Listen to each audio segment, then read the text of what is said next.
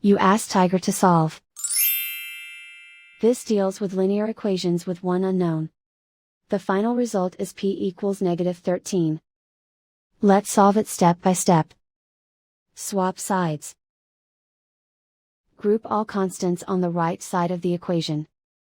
Subtract 9 from both sides.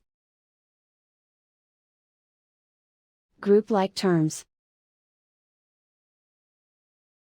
Simplify the arithmetic.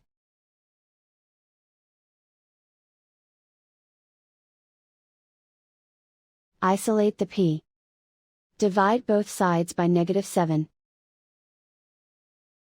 Cancel out the negatives. Simplify the fraction. Move the negative sign from the denominator to the numerator.